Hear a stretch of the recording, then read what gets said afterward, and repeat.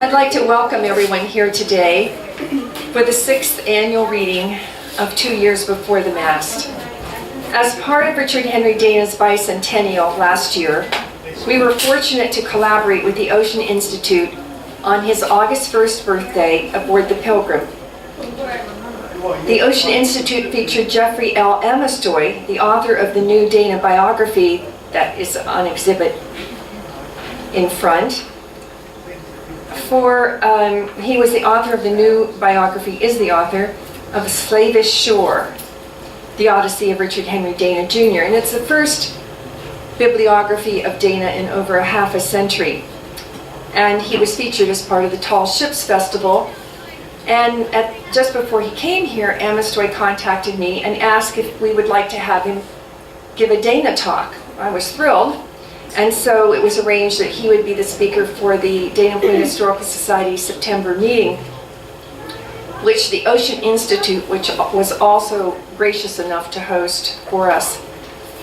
Amistoy's book and his Dana talk here at the Ocean Institute Samueli Center was inspiring for so many of us. We knew Dana was a 19-year-old Harvard dropout in 1834, when he chose to sail as a common merchant seaman on the Pilgrim, bound for the California high trade. We knew his personal journal 2 years before the Mast, and that it became a bestseller when published in 1840, and he timed that for the beginning of his law career. What we did not realize is just how much the mistreatment of seamen Dana witnessed firsthand would determine a vow to combat injustice throughout his career. We knew he championed seamen, slaves, and abolitionists, and defended fugitive slave Anthony Burns. But did we realize these activities were not popular with the elite Boston society into which Dana was born, the Boston Brahmins? We learned it cost Dana financially, politically, and socially. Boston sea captains and textile merchants wanted cheap cotton. In contrast, Dana was a leader of the Free Soil Party in Massachusetts and for freeing the slaves. He also advocated President Lincoln's war powers before the Supreme Court and prosecuted Jefferson Davis for treason. Dana placed principle before his own political advancement. As we listen to Dana's account of his voyage to California, the 15 months gathering hides up and down the California coast, and his return to Boston, how does this life of adventure determine his future career? In the book's acknowledgement that Amistoy wrote, Amistoy states, "There was as much of California as Cambridge in Dana, and it was a treat to retrace Dana's steps here." He thanked the Ocean Institute, including Dan Stetson, the past president, who arranged a visit to the Institute's replica of the brig Pilgrim, and Nathan Taxel, who gave up a day off to take him through the ship. Today, the Dana Point Historical Society wishes to thank the Ocean Institute's president and CEO, Dory Moorhead, Director of Public Programs Alexandra Latona, and Director of Education Nathan Taxel, their staff and volunteers, as well as our own volunteers that are here today, and Bob Minty, who played on his concertina to get us in the mood for today's guest readers, all of whom and all of you have made it possible for us to be here, the place Dana so aptly described as the only romantic spot on the coast, where he visited 181 years ago, but later this month. And now, Mayor John Tomlinson will begin the 6th annual community reading of 2 Years Before the Mast.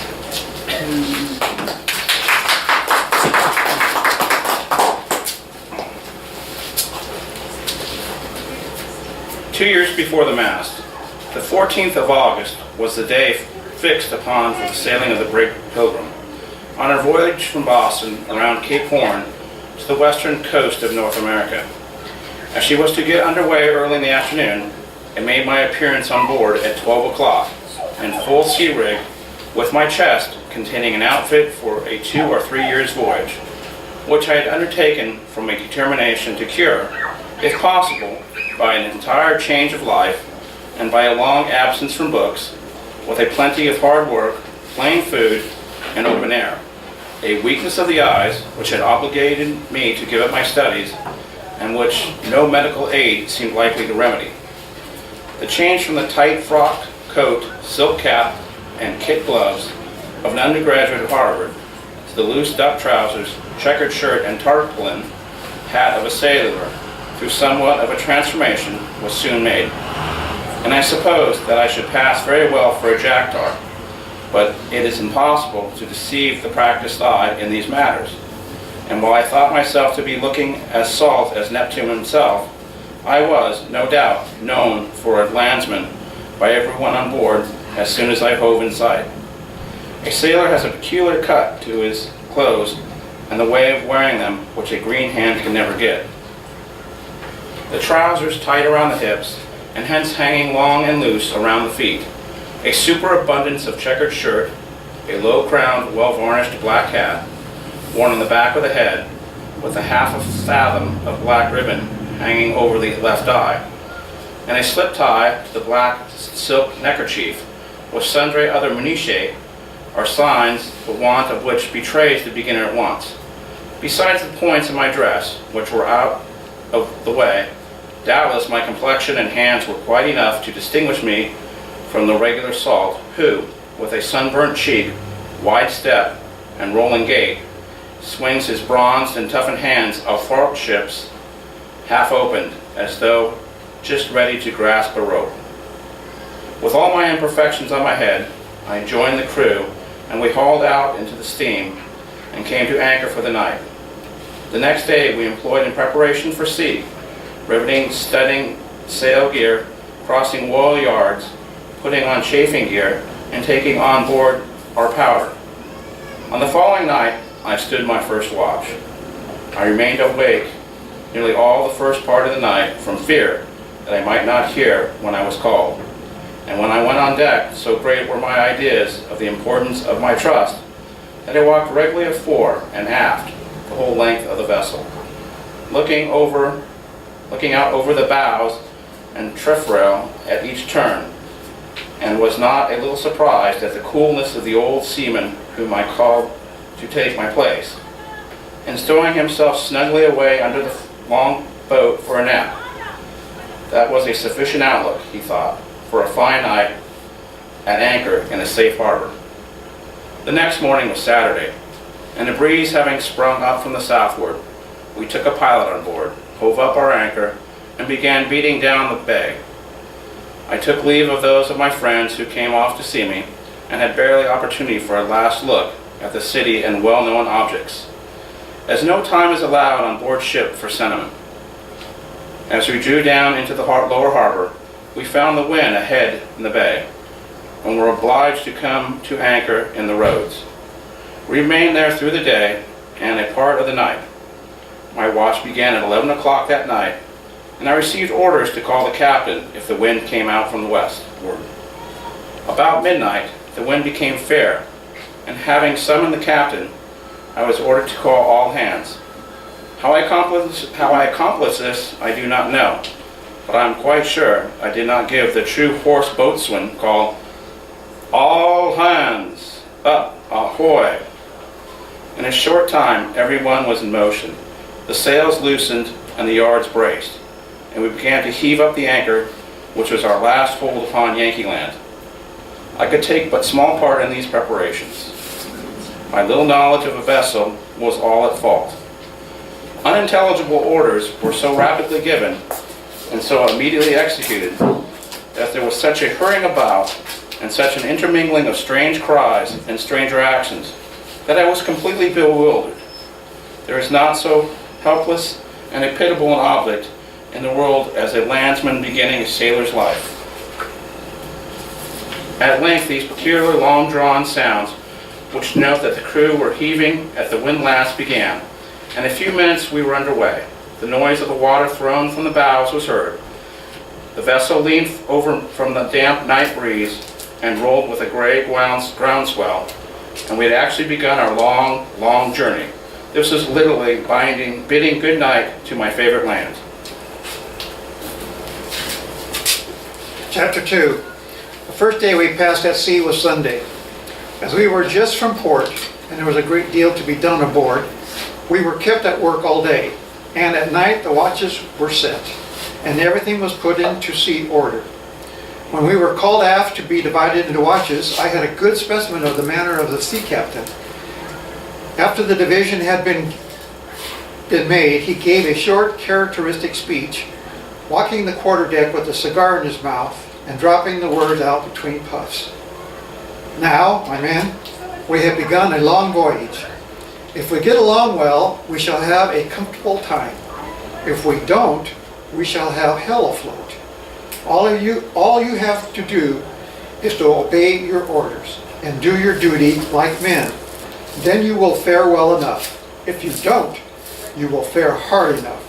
I can tell you, if we pull together, you will find me a clever fellow.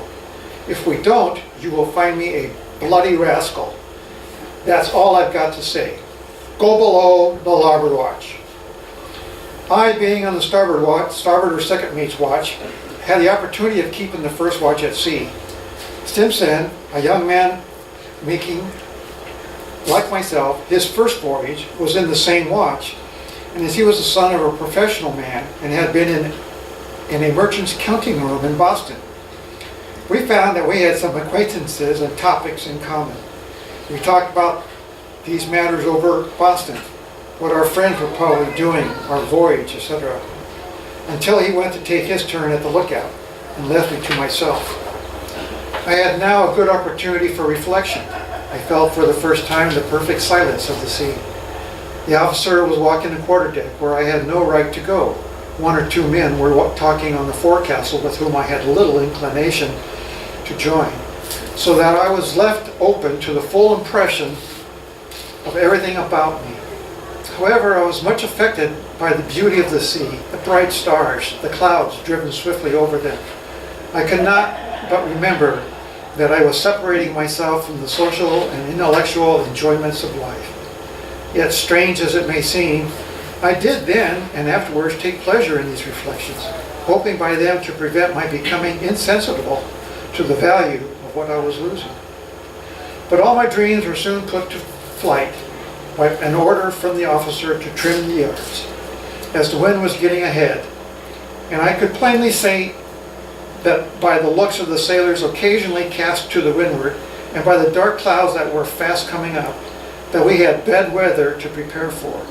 And I heard the captain say that he expected to be in the Gulf Stream by 12 o'clock. In a few minutes, 8 bells were struck. The watch called, and we went below. I now began to feel the first discomforts of a sailor's life. The steerage, in which I lived, was filled with coils of rigging, spare sails, old junk, ship stores, which had not been stowed away. Moreover, there had been no berths put up for us to sleep in, and we were not allowed to drive nails to hang our clothes upon. The sea, too, had risen. The vessel was rolling heavily, and everything was pitched about in grand confusion. There was a complete hurrah's nest, as the sailors say, everything on top and nothing at hand. A large hawser had been coiled away on my chest. My hats, boots, mattress, blankets, all had fetched away and gone over to leeward, and were jammed and broken under boxes and coils of rigging. To crown all, we were allowed no light to find anything with, and I was just beginning to feel strong symptoms of seasickness, and that listlessness and inactivity which accompanied it. Giving up all attempts to collect my things together, I lay down on the sails, expecting every moment to hear the cry, "All hands ahoy," which approaching storm would make necessary. I shortly heard the raindrops falling on the deck thick and fast, and the watch evidently had their hands full of work, for I could hear loud and repeated orders of the mate, trampling of feet, creaking of the blocks, and all the accompaniments of a coming storm. In a few minutes, the slide of the hatch was thrown back, which led down the noise and tumult of the deck out still louder. The cry of "all hands ahoy" tumbled up here and taken sail saluted our ears, and the hatch was quickly shut again. When I got upon deck, a new scene and a new experience was before me. The little brig was close hauled upon the wind, and lying over, as it seemed to me, nearly upon her beams end. The heavy sea head was beating against her bows with the noise and force of almost a sledgehammer, and flying over the deck, drenching us completely through. The topsail halyards had been let go, and the great sails were filling out and backing against the mast with a noise like thunder. The wind was whistling through the rigging. Loose ropes were flying about, loud and, to me, unintelligible orders constantly given and rapidly executed, and the sailors singing out as the ropes in their hoarse and particular strain. In addition to all this, I had not got my sea legs on, was dreadfully seasick, with hardly enough strength to hold on to anything, and it was pitch dark. This was my condition when I was ordered aloft for the first time to reef topsails. How I got along, I cannot now remember. I laid out on the yards and held out with all my strength. I could not have been much of service, for I remember having been sick several times before I left the topsail yard, making wild vomits into the black night to leeward. Soon all was snug aloft, and we were again allowed to go below. This I did not consider much of a favor, for the confusion of everything below, and that inexpressible sickening smell caused by the shaking of the bilge water in the hold, made the steerage but an indifferent refuge in the cold and wet decks. I had often read of the nautical experiences of others, but I felt as though there could be none worse than mine, for in addition to every other evil, I could not but remember that this was only the first night of a 2-year voyage. When we were on deck, we were not much better off. We were continually ordered about the officer who said that it was good for us to be in motion. If anything, it was better than the horrible state of things below. I remember very well going to the hatchway and putting my head down when I was oppressed by nausea, and always being relieved immediately. It was an effectual emetic. This state of things continued for 2 days.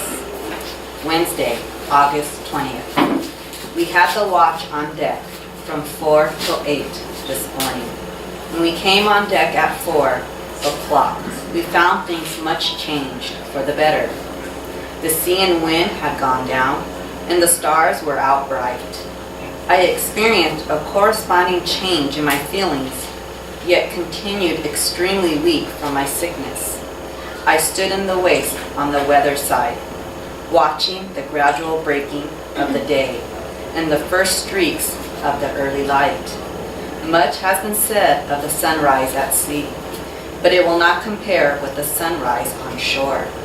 It lacks the accompaniments of the songs of birds, the awakening hum of humanity, and the glancing of the first beams upon trees, hills, spires, and housetops to give it life and spirit. There is no scenery, but although the actual rise of the sun at sea is not so beautiful, yet nothing will compare for melancholy and dreariness with the early breaking of day upon old ocean's gray and melancholy waste. There is something in the first gray streaks stretching along the eastern horizon and throwing an indistinct light upon the face of the deep, which combines with the boundlessness and unknown depth of the sea around, and gives one a feeling of loneliness, of dread, and of melancholy foreboding, which nothing else in nature can. This gradually passes away as the light grows brighter, and when the sun comes up, the ordinary monotonous sea day begins. From such reflections as these, I was aroused by the order from the officer. "Forward there! Rig the head pump!" I found that no time was allowed for daydreaming, but that we must turn to at that first light. Having called upon the idlers, namely carpenter, cook, and steward, and rigged the pump, we began washing down the decks. This operation, which is performed every morning at sea, takes nearly 2 hours, and I had already strength enough to get through it.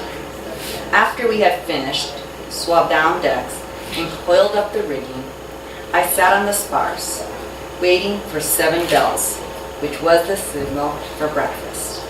The officer, seeing my lazy posture, ordered me to slush the mainmast from the royal masthead down. The vessel was then rolling a little, and I had taken no food for 3 days, so that I felt tempted to tell him that I had rather wait till after breakfast, but I knew that I must take the bull by the horns, and that if I showed any sign of want of spirit or backwardness, I should be ruined at once. So I took my bucket of grease and climbed up to the royal masthead. Here the rocking of the vessel, which increases the higher you go, from the foot of the mast, which is the fulcrum of the lever, and the smell of the grease, which offended my fastidious senses, upset my stomach again. And I was not a little rejoiced when I had finished my job and got upon the comparative terra firma of the deck. In a few minutes, 7 bells were struck. The log pulled, the watch called, and we went to breakfast. Here I cannot but remember the advice of the cook, a simple-hearted African. "Now," says he, "my lad, you are well cleaned out. You haven't got a drop of your long shore squash aboard of you. You must begin on a new tack. Pitch all your sweetmeats overboard, and turn to upon good, hearty salt beef and ship bread. And I promise you, you'll have your ribs well sheathed and be as hearty as any of them, afore you are up to the horn." This would be good advice to give to passengers when they set their hearts on the little niceties which they have laid in case of seasickness. I cannot describe the change which half a pound of cold salt beef and a biscuit or two produced in me. I was a new being, having a watch below until noon, so that I had some time to myself. I got a huge piece of strong, cold salt beef from the cook, and kept gnawing upon it until 12 o'clock. When we went on deck, I felt somewhat like a man, could begin to learn my sea duty with considerable spirit. At about 2 o'clock, we heard the loud cry of "Sail ho!" from aloft, and soon saw 2 sails to windward, going directly athwart our house. This was the first time that I had seen a sail at sea. I thought then, and have always since, that no sight exceeds it in interest, and few in beauty. They passed to leeward of us, and out of hailing distance, but the captain could read the names on their sterns with the glass. They were the ship Helen Mar of New York, and the brig Mermaid of Boston. They were both steering westward, and were bound in for our dear native land. Thursday, August 21st. This day the sun rose clear. We had a fine wind, and everything was bright and cheerful. I now had got my sea legs on, and was beginning to enter upon the regular duties of a sea life. About 6 bells, that is 3 o'clock p.m., we saw the sail on our larboard bow. I was very desirous, like every new sailor, to speak her. She came down to us, backed her main topsail, and the 2 vessels stood head on, bowing and curveting at each other like a couple of war horses reined in by their riders. It was the first vessel that I had seen near, and I was surprised to find how much she rolled and pitched in so quiet a sea. She plunged her head into the sea, and then, her stern settling gradually down, her huge bows rose up, showing the bright copper in her stem and breast hooks dripping like old Neptune's locks with the brine.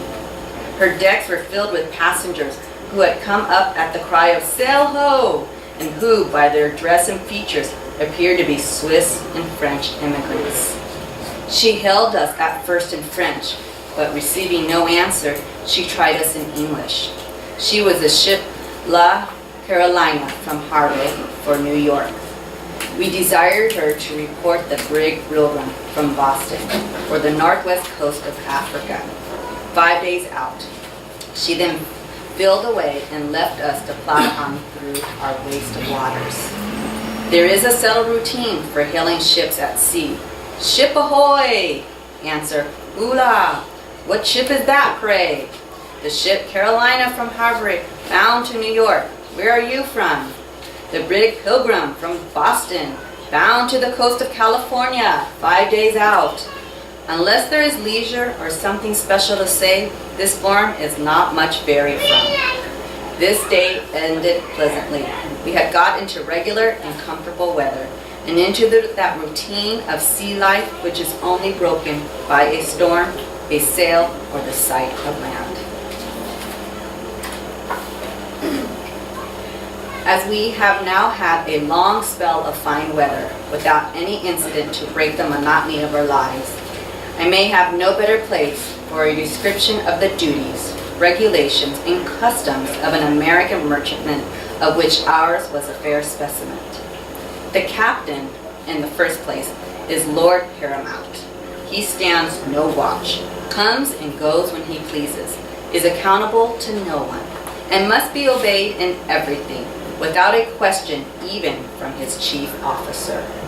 He has the power to turn his officers off duty, and even to break them and make them do duty as sailors in the forecastle. Where there are no passengers and no supercargo, as in our vessel, he has no companion but his own dignity and few pleasures, unless he differs from most of his kind, beyond the consciousness of possessing supreme power and occasionally the exercise of it.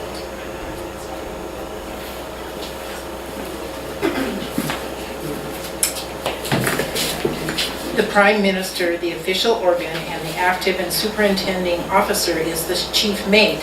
He is first lieutenant, boatswain, sailing master, and quartermaster. The captain tells him what he wishes to have done and leaves to him the care of overseeing, of allotting the work, and also the responsibility of its being done well. The mate, as he was always called par excellence, always keeps the logbook, for which he is responsible to the owners and the insurers, and has the charge of the stowage, safekeeping, and delivering of the cargo. He is also ex officio, the wit of the crew, for the captain does not condescend to joke with the men, and the second mate no one cares for, so that when the mate thinks to fit entertain the people with a coarse joke or a little practical wit, everyone feels bound to laugh. The second mate is proverbially a dog's bird. He is neither officer nor man. He is obliged to go aloft to reef and furl the topsails and to put his hands into the tar and slush with the rest, and the men do not much respect him as an officer. The crew call him the sailor's waiter, and he has to furnish them with spun yarn, marline, and all other stuffs that they need in their work, and has charge of the boatswain's locker, which includes serving boards, marline spikes, and C&C.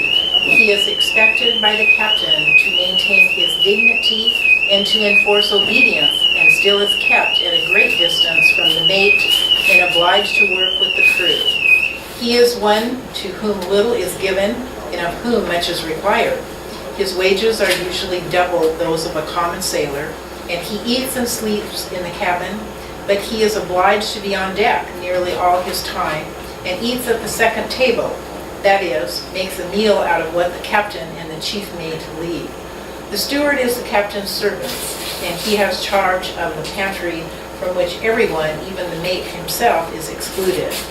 These distinctions usually find him an enemy in the mate, who does not like to have anyone on board who is not entirely under his control. The crew do not consider him as one of their number, so he is left to the mercy of the captain. The cook, whose title is doctor, is the patron of the crew, and those who are in his favor can get their wet mittens and stockings dried, or light their pipes at the galley in the night watch. These two worthies, together with the carpenter and sailmaker, if there be one, stand no watch, but being employed all day, are allowed to sleep in at night unless all hands are called. The crew are divided into two divisions as equally as may be called the watches. Of these, the chief mate commands the larboard and the second mate the starboard. They divide the time between them, being on and off duty, or as it is called, on deck and below, every other 4 hours. The 3 night watches are called the first, the middle, and the morning watch. If, for instance, the chief mate with the larboard watch have the first night watch from 8 to 12, at that hour the starboard watch and the second mate take the deck, while the larboard watch and the first mate go below until 4 in the morning, when they come on deck again and remain until 8. As the larboard watch will have been on deck 8 hours out of the 12, while the starboard watch will have been up only 4 hours, the former have what is called a forenoon watch below. That is from 8 a.m. till 12 midnight. In a man of war and in some merchantmen, this alteration of watches is kept up through the 24 hours, which is called having watch and watch. But our ship, like most merchantmen, have all hands from 12 o'clock till dark, except in very bad weather, when we were allowed watch and watch. An explanation of the dog watches may, perhaps, be necessary to one who has never been at sea.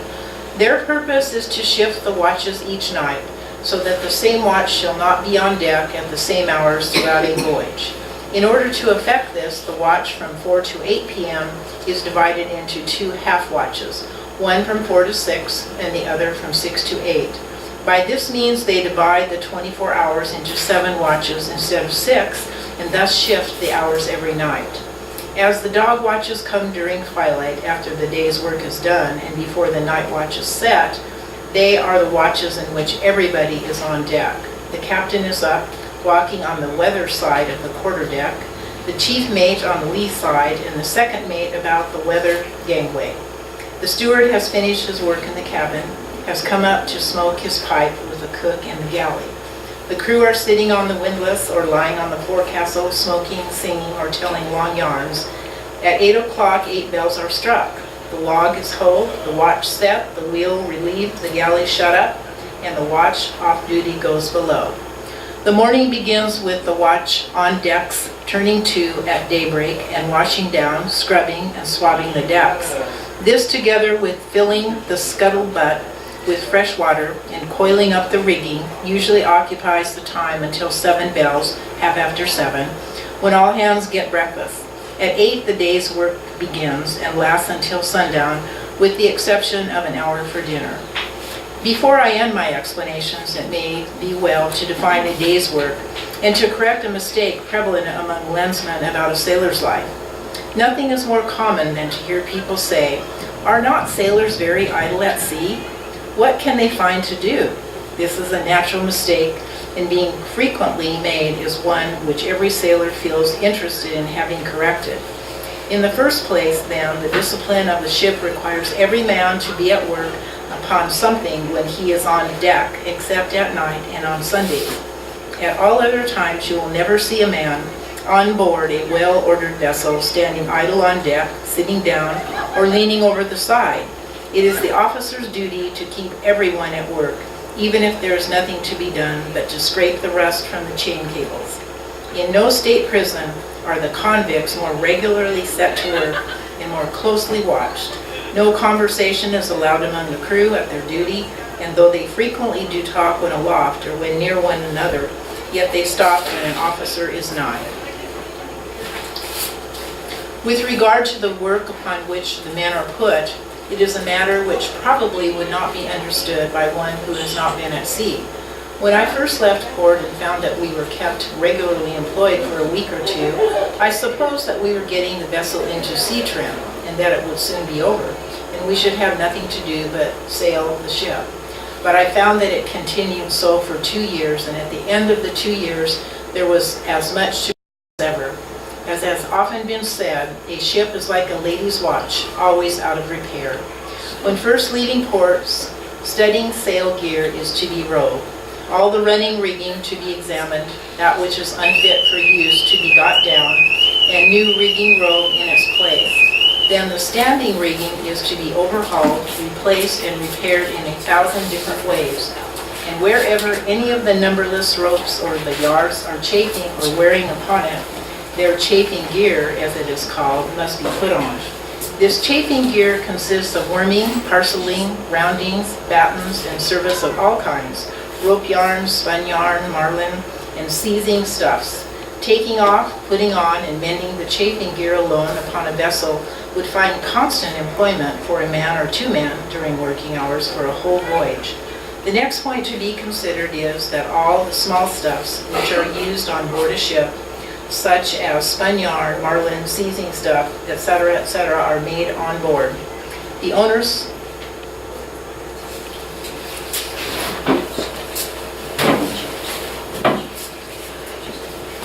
of a vessel buy up incredible quantities of old junk, which the sailors unlay, and after drying out the yarns, knot them together and roll them up in balls. These rope yarns are constantly used for various purposes, but the greater part is manufactured into spun yarn. For this purpose, every vessel is furnished with a spun yarn winch, which is very simple, consisting of a wheel and spindle.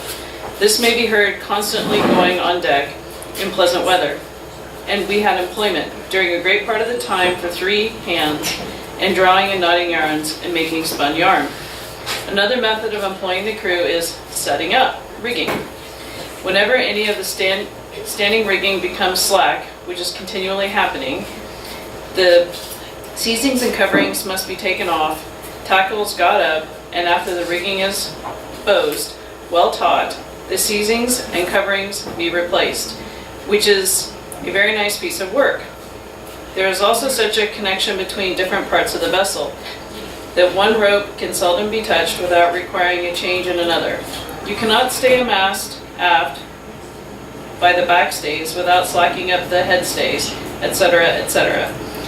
If we add this to all the tarring, greasing, oiling, varnishing, painting, scraping, and scrubbing, which is required in the course of a long voyage, and also remember this is all to be done in addition to watching at night, steering, reefing, furling, bracing, making and setting sail, and pulling, hauling, climbing in every direction, one will hardly ask, what can a sailor do to find to do at sea?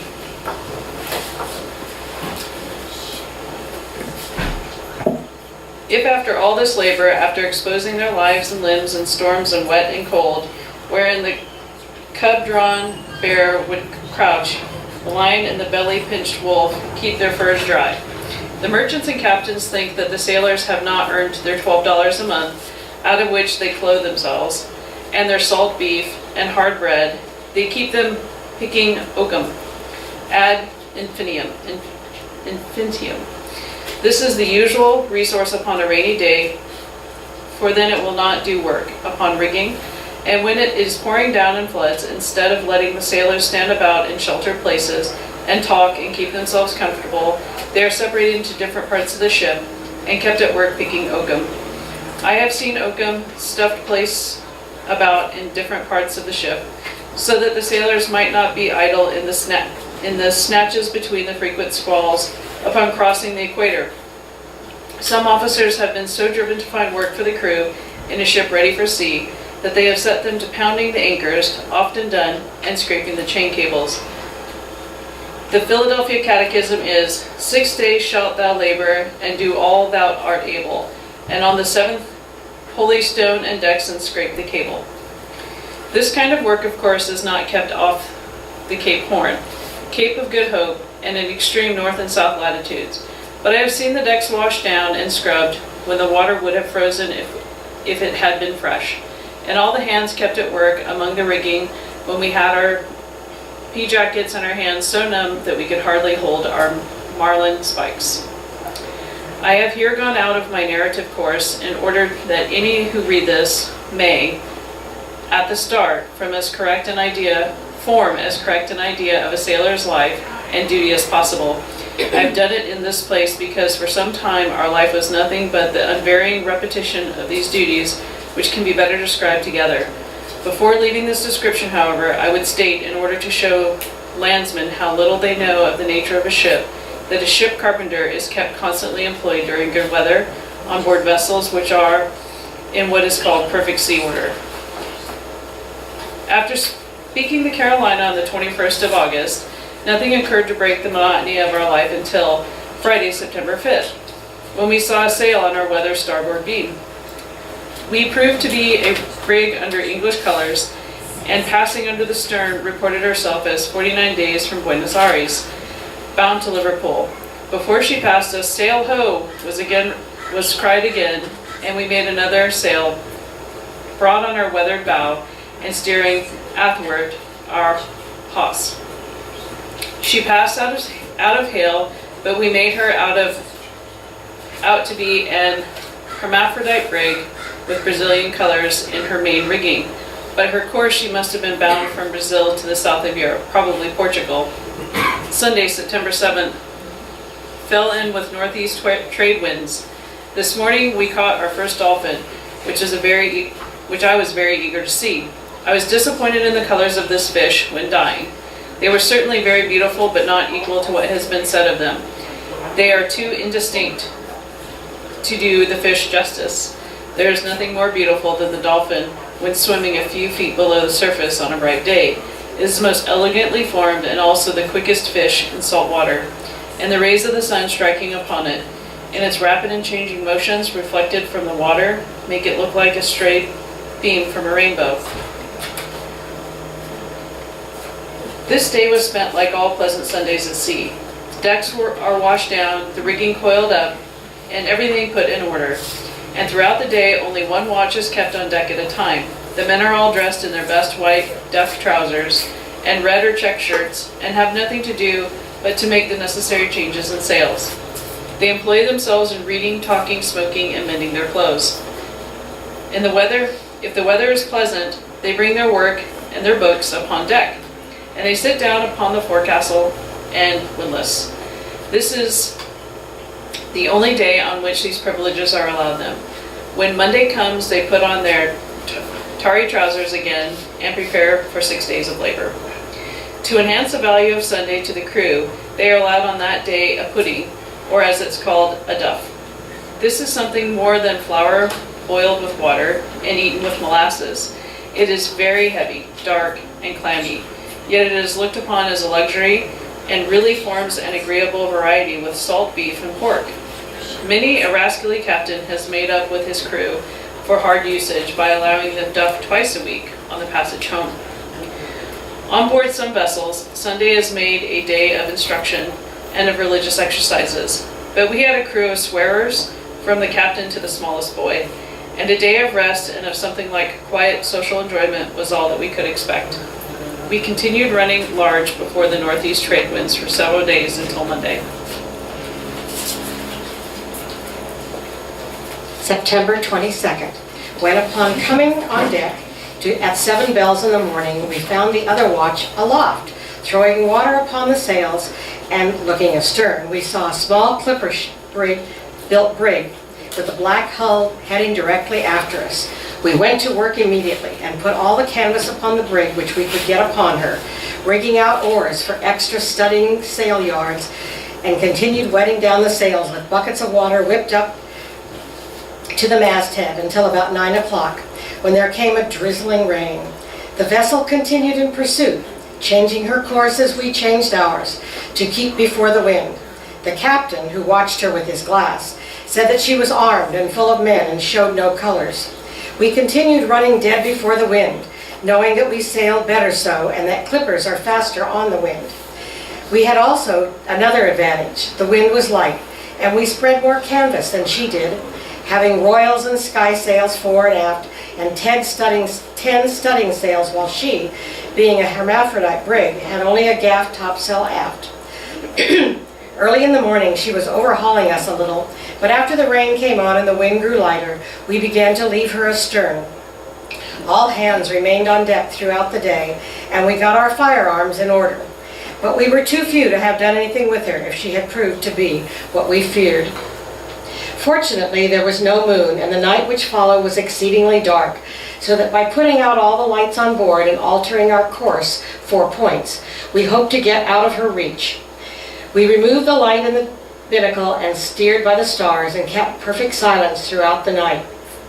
At daybreak, there was no sign of anything on the horizon, and we kept the vessel off to her course. Wednesday, October 1st, crossed the equator in longitude 24 degrees 24 minutes west, and now for the first time felt at liberty, according to the old usage, to call myself a son of Neptune, and was very glad to be able to claim the title without the disagreeable initiation which so many have to go through. After once crossing the line, you can never be subjected to the process, but are considered a son of Neptune, with full powers to play tricks upon others. The ancient custom is now seldom allowed, although there are passengers on board, in which case there was always a good deal of sport. It had been obvious to all hands for some time that the second mate, whose name was Foster, was an idle, careless fellow, and not much of a sailor, and that the captain was exceedingly dissatisfied with him. The power of the captain in these cases was well known, and we all anticipated a difficulty.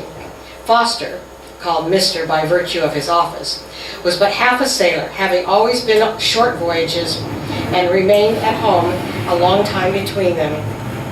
His father was a man of some property and intended to have given his son a liberal education, but he, being idle and worthless, was sent off to sea and succeeded no better there.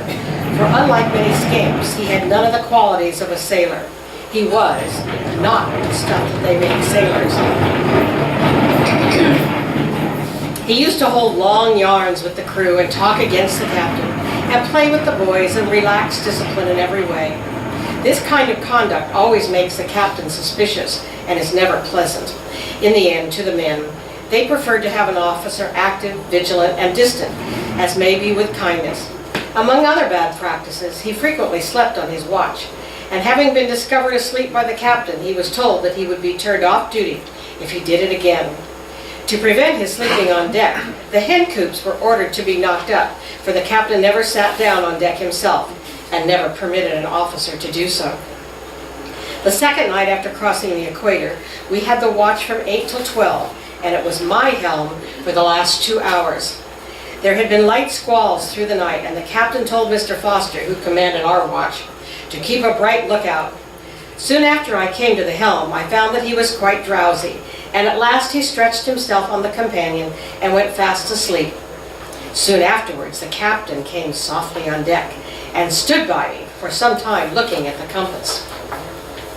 The officer at length became aware of the captain's presence, but pretending not to know it, began humming and whistling to himself to show that he was not asleep, and went forward without looking behind him and ordered the main royal to be loosed. On turning around to come aft, he pretended surprise at seeing the master on deck. This was not due. The captain was too wide awake for him, and beginning upon him at once, gave him a grand blow-up in the true nautical style. "You're a lazy, good-for-nothing rascal. You're neither man, boy, soaker, or sailor. You're no more than fitting aboard a vessel. You didn't earn your salt. You're worse than a Mahone soger," and other still more choice extracts from the sailor's vocabulary. After the poor fellow had taken this harangue, he was sent to his stateroom, and the captain stood the rest of the watch himself. At 7 bells in the morning, all hands were called aft and told that Foster was no longer an officer on board, and that we might choose one of our own number for second mate. It is not uncommon for the captain to make this offer, and it is good policy, for the crew think themselves the choosers and are flattered by it, but have to obey nevertheless. Our crew, as usual, refused to take the responsibility of choosing a man of whom we would never be able to complain, and left it to the captain. He picked out an active and intelligent young sailor, born on the banks of the Kennebec, and had been on several Canton voyages, and proclaimed him in the following manner: "I choose Jim Hall. He's your second mate. All you've got to do is obey him as you would me, and remember that he is Mr. Hall." Foster went forward into the forecastle as a common sailor and lost the handle to his name, while young foremast Jim became Mr. Hall and took up his quarters in the land of knives and forks and teacups. Sunday, October 5th, it was our morning watch when, soon after the day began to break, a man on the forecastle called out, "Land ho!" I had never heard the cry before and did not know what it meant, and few would suspect what the words were when hearing the strange sound for the first time. But I soon found by the direction of all eyes that there was land stretching along our weather beam, We immediately took in studding sails and hauled our wind running in for the land. This was done to determine our longitude, for by the captain's chronometer we were in 25 degrees west, but by his observations we were much farther. And he had been for some time in doubt whether it was his chronometer or his sextant, which was out of order. This landfall settled the matter, and the former instrument was condemned, and becoming still worse, was never afterwards used. As we ran in toward the coast, we found that we were directly off the port of Pernambuco, and would see with the telescope, the roofs of the houses and one long church in the town of Olinda. We ran along by the mouth of the harbor and saw the full-rigged brig going in. At 2 p.m., we again stood out to sea, leaving the land on our quarter, and at sundown, it was out of sight. It was here that we first saw one of those singular things called catamarans. They are composed of logs lashed together upon the water. The men, sitting with their feet in the water, have one large sail, are quite fast, and, strange as it may seem, are trusted as good seaboats. We saw several with 1 to 3 men in each, boldly putting out to sea after it had become almost dark. The Indians go out in them after fish, and as the weather is regular in certain seasons, they have no fear. After taking a new departure from Olinda, we kept off on our way to Cape Horn. We met nothing remarkable until we were in the latitude of the River La Plata. Here there are violent gales from the southwest called pamperos, which are very destructive to the shipping in the river, and are felt for many leagues at sea. They are usually preceded by lightning. The captain told the mates to keep a bright lookout, and if they saw lightning southwest, to take in sail at once. We got the first touch of one during my watch on deck. I was walking on the lee gangway and thought that I saw lightning on the lee below. I told the second mate, who came over and looked out for some time. It was very black in the southwest, and in 10 minutes we saw a distinct flash. The wind, which had been southeast, had now left us, and it was dead calm. We sprang aloft immediately, and furled the royals and top-gallant sails, and took in the flying jib, hauled up the mainsail and trysail, squared after the yards, and awaited the attack. A huge mist capped the black clouds, came driving towards us, extending over that portion of the horizon and covering the stars, which shone brightly in the other part of the heavens. It came upon us at once with a blast and a shower of hail and rain, which almost took our breath from us. The hardiest was obliged to turn his back. We let the halyards run, and fortunately were not taken aback. The little vessel paid off from the wind and ran on for some time directly before it, tearing through the water with everything flying. Having called all hands, we close reefed the topsails and trysail, furled the courses and jib, set the top foremast staysail, and brought her up nearly to her course, with the weather braces hauled in a little to ease her. This was the first blow I had met, which could really be called a gale. We had reefed our topsails in the Gulf Stream, and I thought it something serious, but an older sailor would have thought nothing of it. As I had now become used to the vessel and to my duty, I was of some service on the yard, and could knot my reef point as well as anybody. I obeyed the order to lay aloft with the rest, and found the reefing a very exciting scene, for one watch reefed the fore topsail and the other the main, and everyone did his utmost to get his topsail hoisted first. We had a great advantage over the labored watch, because the chief mate never goes aloft, while our new second mate used to jump into the rigging as soon as we began to haul out the reef tackle, and have the weather earing pass before there was a man upon the yard. In this way we were almost always able to raise the cry of haul to the leeward before them, and having knotted our points, would slide down the shrouds and black stays and sing out at the topsail halyards to let it be known that we were ahead of them. Reefing is the most exciting part of a sailor's duty. All hands are engaged upon it, and after the halyards are let go, there is no time to be lost, no sojourning or hanging back then. If one is not quick enough, another runs over him.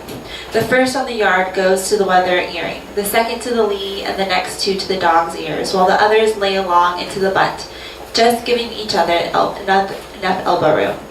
In reefing the yard arms, the extremes of the yards are the posts of honor, but in furling, the strongest and most experienced stand in the slings or the middle of the yard to make up the butt. If the second mate is a smart fellow, he will never let anyone take either of these posts from him. But if he is wanting either in seamanship, strength, or activity, some better man will get the bunt and earrings from him, which immediately brings him into disrepute. We remained for the rest of the night and throughout the next day under the same close sail, for it continued to blow very fresh. And though we had no more hail, yet there was a soaking rain and it was quite cold and uncomfortable, the more so because we were not prepared for cold weather, but had on our thin clothes. We were glad to get a watch below and put on our thick clothing, boots, and southwesters. Towards sundown, the gale moderated a little, and it began to clear off in the southwest. We shook our reefs out one by one, and before midnight had topgallant sails upon her. We now made up our minds for Cape Horn in cold weather and entered upon the necessary preparations. Tuesday, November 4th. At daybreak, saw land upon our larboard quarter. There were 2 islands of different size, but of the same shape, rather high, beginning low at the water's edge and running with a curved ascent to the middle. They were so far off as to be of a deep blue color, and in a few hours we sank them in the northeast. These were the Falkland Islands. We had run between them and the mainland of Patagonia. At sunset, the second mate, who was at the masthead, said that he saw land on the starboard bow. This must have been the island of Staten Land, and we were now in the region of Cape Horn, with a fine breeze from the northward, topmast and topgallant studding sails set, and every prospect of a speedy and pleasant passage round. Chapter 5. Wednesday, November 5th. The weather was fine during the previous night, and we had a clear view of the Magellan clouds of the Southern Cross. The Magellan clouds consist of 3 small nebulae in the southern part of the heavens, 2 bright like the Milky Way and 1 dark. They are first seen just above the horizon soon after crossing the southern tropic. The Southern Cross begins to be seen at 8 degrees north, and when off Cape Horn it is nearly overhead. It is composed of 4 stars in that form, and is one of the brightest constellations in the heavens. During the first part of this day, Wednesday, the wind was light, but at afternoon it came on fresh and we furled the royals. We still kept the setting sails out, and the captain said that he should go round with them if he could. Just before 8 o'clock, then about sundown in that latitude, the cry of "All hands ahoy!" was sounded down the fore scuttle in the after hatchway, and hurrying upon deck, we found a large black cloud rolling in toward us from the southwest, darkening the whole heavens. "Here comes Cape Horn," said the chief mate, and we had hardly time to haul down and clew up before it was upon us. In a few minutes a heavier sea was raised than I had ever seen, and as it was directly ahead, the little brig, which was no better than a bathing machine, plunged into it, and all the forward part of her was under water. The sea pouring in through the bow ports and house holes and over the nightheads, threatening to wash everything overboard. In the lee scuppers it was up to a man's waist. We sprang aloft and double-reefed topsails and furled the other sails and made all snug. But this would not do. The brig was laboring and straining against the head sea, and the gale was growing worse and worse. At the same time, sleet and hail were driving with all fury against us. We clewed down and hauled out the reef tackles again, and close reefed the fore topsail and furled the main and hove to her on the starboard tack. Here was the end of our fine prospects. We made up our minds to headwinds and cold weather, sent down the royal yards, and unroped the gear. But all the rest of the top hamper remained aloft, even to the skysail mast and studding sail booms. Throughout the night it stormed violently, rain, hail, snow, and sleet being upon the vessel, the wind continuing ahead and the sea running high. At daybreak, about 3 a.m., the deck was covered with snow. The captain sent up a steward with a glass of grog to each of the watch, and all the time that we were off the Cape, grog was given to the morning watch, and to all hands whenever we reefed topsails. The clouds cleared away at sunrise, and the wind became more fair. We again made sail and stood nearly up to our course. Thursday, November 6th. It continued more pleasant through the first part of the day, but at night we had the same scene over again. This time we did not heave to, as on the night before, but endeavored to beat to windward under close reefed topsails, balance reefed trysail, and 4 topmast staysail. This night it was my turn to steer, or as the sailors say, my trick at the helm for 2 hours. Inexperienced as I was, I made out to steer to the satisfaction of the officer, and neither Stimson nor I gave up our tricks all the time that we were off the Cape. This was something to boast of, for it requires a good deal of skill and watchfulness to steer a vessel close hauled in a gale of wind against a heavy head sea. Ease her when she pitches is the word, and a little carelessness in letting her ship a heavy sea might sweep the decks or take a mast out of her. Friday, November 7th. Towards morning, the wind went down, and during the whole forenoon, we lay tossing about in a dead calm and in the midst of a thick fog. The calms were unlike those in most parts of the world, but here there is generally so high a sea running, with periods of calm so short that it has no time to go down, and vessels being under no command of sails or rudder lie like logs upon the water. We were obliged to steady the booms and yards by guys and braces, and to lash everything well below. We now found our top hamper of some use, for though it is liable to be carried away or sprung by the sudden bringing up of a vessel when pitching in a chopping sea, yet it is a great help in steadying a vessel when rolling in a long swell, giving more slowness, ease, and regularity to the motion. The calm of the morning reminds me of a scene which I forgot to describe at the time of its occurrence, but which I remember from its being the first time that I had heard that near breathing of whales. It was on the night that we passed between the Falkland Islands and Staten Island. We had the watch from 12 to 4, and coming upon deck, found the little brig lying perfectly still, enclosed in a thick fog, and the sea as smooth as though oil had been poured upon it. Yet, now and then, a long, low swell rolling under the surface, slightly lifting the vessel, but without breaking the glassy smoothness of the water. We were surrounded far and near by shoals of sluggish whales and grampuses, which the fog prevented our seeing, rising slowly to the surface, or perhaps lying out at length, heaving out those lazy, deep, and long-drawn breathings, which give such an impression of suppleness and strength. Some of the watch were asleep, and the others were quiet, so that there was nothing to break the illusion, and I stood leaning over the bulwarks, listening to the slow breathing of the mighty creatures.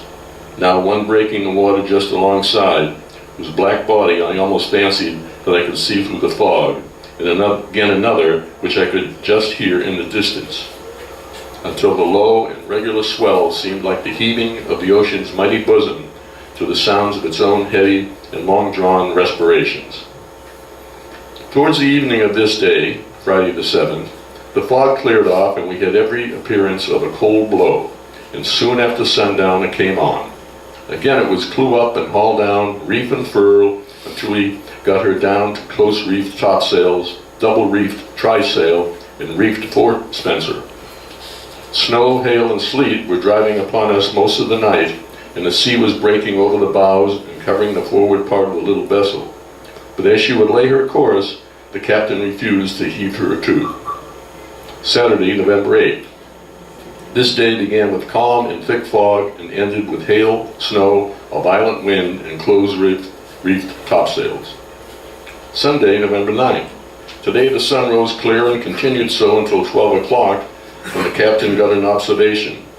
This was very well for Cape Horn, and we thought it a little remarkable that, as we had not had one unpleasant Sunday during the whole voyage, the only tolerable day here should be a Sunday. We got time to clear up the steerage and forecastle, and set things to rights, and to overhaul our wet clothes a little. But this did not last very long. Between 5 and 6, the sun was then nearly 3 hours high. The cry of "All star bowlines ahoy!" summoned our watch on deck, and immediately all hands were called. A true specimen of Cape Horn was coming upon us. A great cloud of a dark slate color was driving on us from the southwest, and we did our best to take in sail, for the light sails had been set during the first part of the day, before we were in the midst of it. We had got the light sails furled, the courses hauled up, and the topsail reef tackles hauled out. and were just mounting the fore rigging when the storm struck us. In an instant, the sea, which had been comparatively quiet, was running higher and higher, and it became almost as dark as night. The hail and sleet were harder than I had yet felt them, seeming almost to pin us down up to the rigging. We were longer taking in sail than ever before, for the sails were stiff and wet, the ropes and rigging covered with snow and sleet, and we ourselves cold and nearly blinded with the violence of the storm. By the time we got down upon deck again, the little brig was plunging madly into a tremendous head sea, which at every drive rushed in through the bow ports and over the bows, and buried all the forward part of the vessel. At this instant, the chief mate, who was standing on the top of the windlass at the foot of the spencer mast, called out, "Lay out there and furl the jib." This was no agreeable or safe duty, yet it must be done. John, a Swede, the best sailor on board, who belonged in the forecastle, sprang out upon the bowsprit. Another one must go. It was a clear case of holding back. I was near the mate, but sprang past several, through the downhaul over the windlass, and jumped between the knightheads out upon the bowsprit. The crew stood abaft the windlass and hauled the jib down, while John and I got out upon the weather side of the jib boom. Our feet on the foot ropes, holding on by the spar, the great jib flying off to leeward and slatting so as to almost to throw us off the boom. For some time we could do nothing but hold on, and the vessel, diving into two huge seas, one after the other, plunged us twice into the water up to our chins. We hardly knew whether we were on or off. When the boom lifted us up, dripping from the water, we were raised high into the air and then plunged below again. John thought the boom would go every moment and called out to the mate to keep the vessel off and haul down the staysail. But the fury of the wind and the breaking of the seas against the bows defied every attempt to make ourselves heard, and we were obliged to do the best we could in our situation. Fortunately, no other seas so heavy struck her, and we succeeded in furling the jib after a fashion, and coming in over the staysail nettings, were not a little pleased to find that all was snug and the watch was gone below. For we were soaked through, and it was very, very cold. John admitted that it had been a post of danger, which good sailors seldom do when the thing is over. The weather continued near the same throughout the night.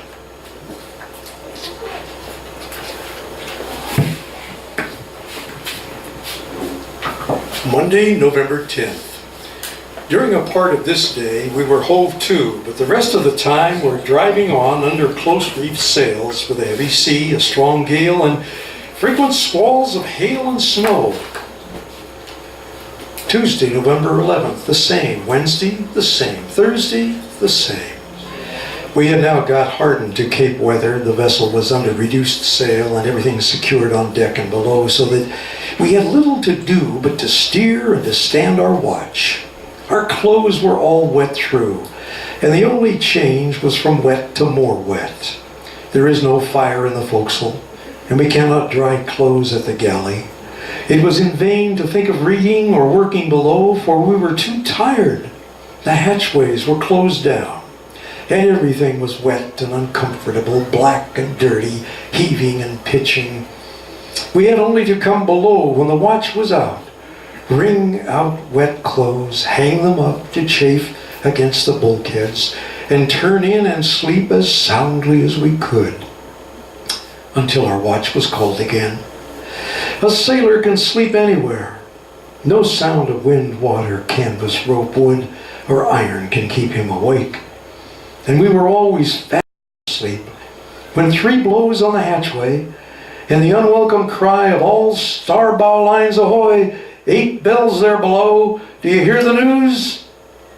The usual formula of calling the watch roused us up from our berths upon the cold, wet decks. The only time when we could be said to take any pleasure was at night and morning, when we were allowed a tin pot full of hot tea, or as the sailors significantly called it, water bewitched, sweetened with molasses. This, bad as it was still warm and comforting, and together with our sea biscuit and cold salt beef made a meal. Yet even this meal was attended with some uncertainty. We had to go ourselves to the galley and take our kit of beef and tin pots of tea and run the risk of losing them before we could get below. Many a kit of beef have I seen rolling in the scuppers, and the bearer lying at his length on the decks. I remember an English lad who was the life of the crew, whom we afterwards lost overboard, standing for nearly 10 minutes at the galley with his pot of tea in his hand, waiting for a chance to get down into the forecastle, and seeing what he thought was a smooth spell, started to go forward. He just got to the end of the windlass when a great sea broke over the bows, and for a moment I saw nothing of him but his head and shoulders, and at the next instant, being taken off his legs, he was carried aft with the sea until, her stern lifting up and sending the water forward, he was left high and dry at the side of the longboat, still holding on to his tin pot, which had now nothing in it but salt water. But nothing could ever daunt him or overcome, for a moment, his habitual good humor. Regaining his legs and shaking his fist at the man of the wheel, he rolled below, saying as he passed, "A man's no sailor if he can't take a joke." Well, the ducking was not the worst of such an affair, for as there was an allowance of tea, you could get no more from the galley, and though the others would never suffer a man to go without, but would always turn in a little from their own pots to fill up his, yet this was at best but dividing the loss among all hands. Something of the same kind befell me a few days after. The cook had just made for us a mess of hot scouse, that is, biscuit pounded fine, salt beef cut into small pieces, and a few potatoes boiled up together and seasoned with pepper. Oh, this was a rare treat. And I, being the last at the galley, had it put in my charge to carry down for the mess. I got along very well as far as the hatchway, and was just going down the steps when a heavy sea, lifting the stern out of the water and passing forward, dropping it again, threw the steps from their place, and I came down into the steerage a little faster than I meant to, with the kid on top of me, and the whole precious mess scattered over the floor. Now, whatever your feelings may be, you must make a joke of everything at sea. And if you were to fall from aloft and be caught on the belly of a sail, and thus saved from instant death, it would not do to look at all disturbed, or to treat it as a serious matter. Friday, November 14th. Well, we were now well to the westward of the Cape, and were changing our course to northward as much as we dared, since the strong southwest winds which prevailed then carried us in towards Patagonia. At 2 p.m. we saw a sail on our larboard beam, and at 4 we made it out to be a large ship steering our course under single reef topsails. We at that time had shaken the reefs out of our topsails as the wind was lighter, and set the main topgallant sail. Now, as soon as our captain saw what sail she was under, he set the fore topgallant sail and flying jib, and the old whaler, for such his boats and short sails showed him to be, felt a little ashamed, and shook the reefs out of his topsails, but could do no more, for he had sent down his topgallant masts off the Cape.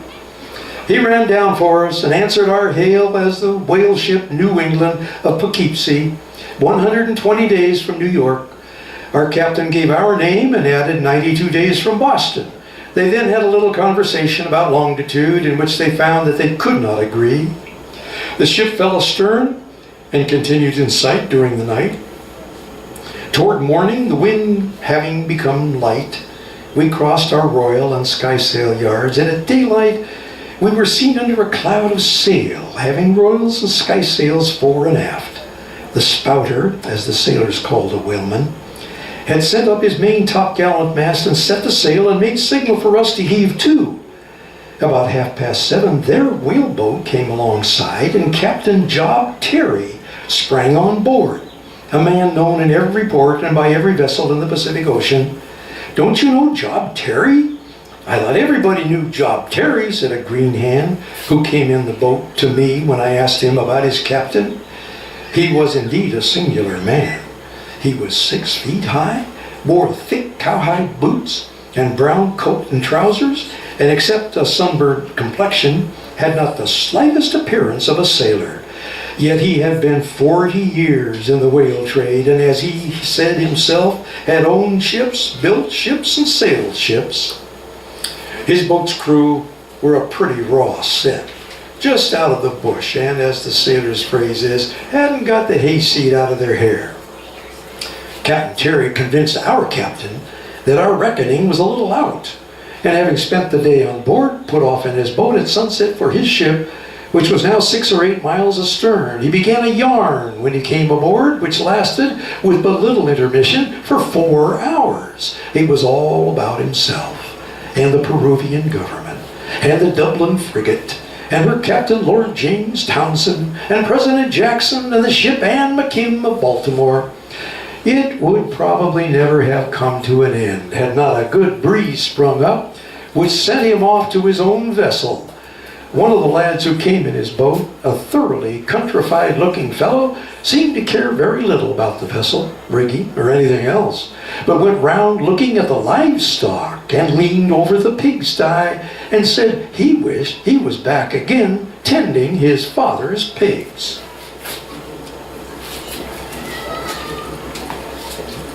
A curious case of dignity occurred here. It seems that in a whale ship there is an intermediate class called boat steerers. One of them came in Captain Terry's boat, but we thought he was a coxswain of the boat, and a coxswain is only a sailor. In the whaler, the boat steers are between the officers and crew, a sort of petty officer, keeping by themselves in the waist, sleep amidships, and eat by themselves, either at a separate table or at the cabin table after the captain and mates are done. Of all this hierarchy, we were entirely ignorant, so the poor boat steer was left to himself. The second mate would not notice him and seemed surprised at his keeping amidships, but his pride of office would not allow him to go forward. With dinner time came the experimentum crucis. Crisis, what would he do? The second mate came to the second table. Would he do? The second mate went to the second table without asking him. There was nothing for him but famine or humiliation. We asked him into the forecastle, but he faintly declined. The whale's boat crew explained to us, and we asked him again. Hunger got the victory over pride of rank, and his boat steering majesty had to take his grub out of our kid and eat with his jackknife. Yet the man was ill at ease all the time, was sparing in his conversation, and kept up the notion of a condescension under stress of circumstances. One would say that, instead of a tendency to equality in human beings, the tendency is to make the most of inequalities, natural or artificial. At 8 o'clock, we altered our course to the northward, bound for Juan Fernandez. This day we saw the last of the albatrosses, which had been our companions a great part of the time off the Cape. I had been interested in the bird from the descriptions and Coleridge's poem, and was not at all disappointed. We caught 1 or 2 with a baited hook, which we floated astern upon a shingle. Their long flapping wings, long legs, and large staring eyes gave them a very peculiar appearance. They took well on the wing, but one of the finest sights that I have ever seen was an albatross asleep under the water, upon the water, during the calm off Cape Horn. When a heavy sea was running, there being no breeze, the surface of the water was unbroken, but a long heavy swell was roiling, and we saw the fellow, all white, directly ahead of us, asleep upon the waves, with his head under his wing, now raising on the top of one of the big billows, and then falling slowly until he was lost in the hollow between. He was undisturbed for some time until the noise of our bows gradually approaching roused him. When lifting his head, he stared upon us for a moment and then spread his wide wings and took his flight. Monday, November 17th. This was a black day in our calendar. At 7 o'clock in the morning, it being our watch below, we were roused from a sound sleep by the cry of, "All hands ahoy, a man overboard." This unwanted cry sent a thrill through the heart of everyone, and hurrying on deck, we found the vessel hove flat aback, with all her studding sails set. For the boy who was at the helm leaving it to throw something overboard, the carpenter, who was an old sailor, knowing that the wind was light, put the helm down and hove her aback. The watch on deck were lowering away the quarterboat, and I got on deck just in time to fling myself into her as she was leaving the side. But it was not until out upon the wide Pacific in our little boat that I knew whom we had lost. It was George Balmer, the young English sailor, whom I have before spoken of as the life of the crew. He was prized by the officer as an active and willing seaman, and by the men as a lively, hearty fellow, and a good shipmate. He was going aloft to fit a strap around the main top's head for ringtail halyards, and had the strap and block, a coil of halyards, and a marine spike about his neck. He fell from the starboard futtock shrouds, and not knowing how to swim, and being heavily dressed with all those things around his neck, he probably sank immediately. We pulled astern in the direction where he fell, and though we knew there was no hope of saving him, yet no one wished to speak of returning, and we rowed about for nearly an hour without an idea of doing anything, but unwilling to acknowledge to ourselves that we must give him up. At length we turned the boat's head and made toward the brig. Death is at all times solemn, but never so much so at sea. A man dies on shore, his body remains with his friends, and the mourners go about the streets. But when a man falls overboard at sea and is lost, there is a suddenness in the event and a difficulty in realizing it, which give it an air of awful mystery. A man dies on shore, you follow his body to the grave, and a stone marks the spot. You are often prepared for the event. There is always something which helps you realize it when it happens, and to recall it when it has passed. A man is shot down by your side in battle, and the mangled body remains an object, and the real evidence. But at sea, the man is near you, at your side. You hear his voice, and in an instant he is gone. Nothing but a vacancy shows his loss. Then too at sea, to use a homily but expressive phrase, you miss a man so much. A dozen men are shut up together in a little bark upon the wide, wide sea, and for months and months we see no forms and hear no voices other than our own. And one is taken suddenly from among them, and they miss him at every turn. It is like losing a limb, and there are no new faces or new sources to fill up the gap. There is always an empty berth in the forecastle, and one man wanting when the small night watch is mustered. There is one less to take the wheel, and one less to lay out with you upon the yard. You miss his form and the sound of his voice, for habit has made them almost necessary to you, and each of your senses feels the loss.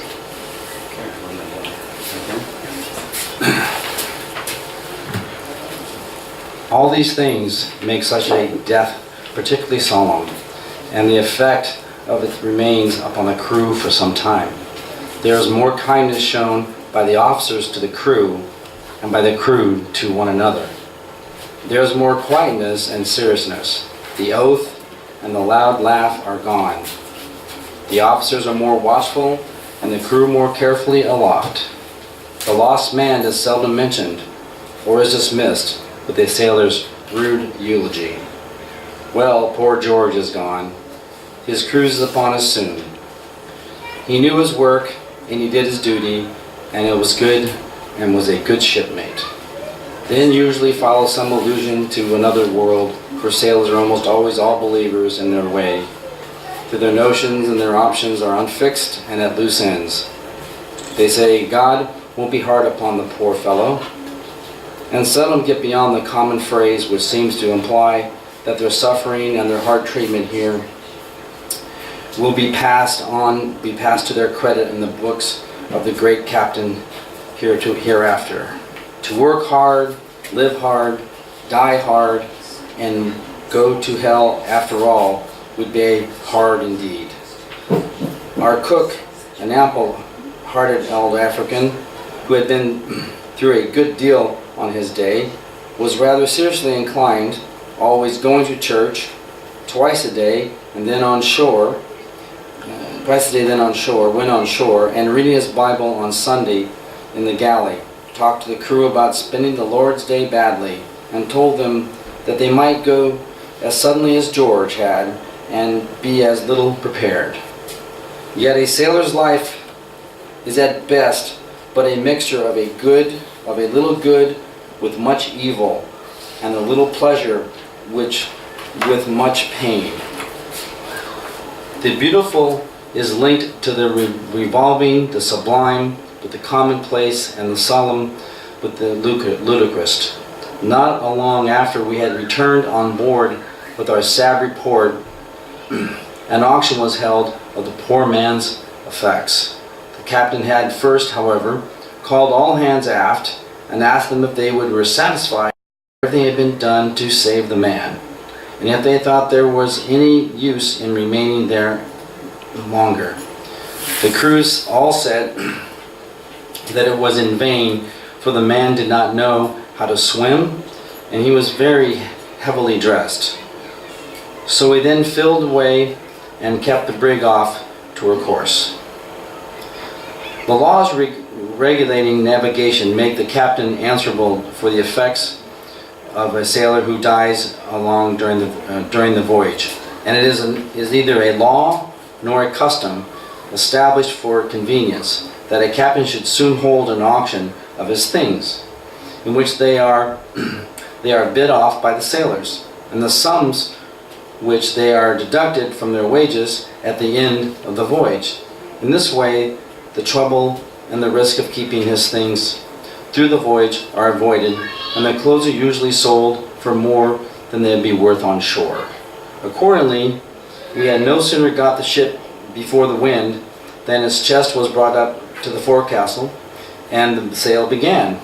The jackets, the trousers, in which we had seen him dressed so lately, were exposed and bid off, while the life was hardly out of his body, and his chest was taken aft and used as a store chest, so there was nothing left which could be called his.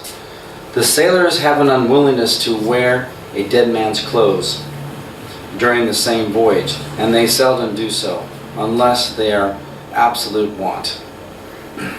As is usual after death, many stories were told about George.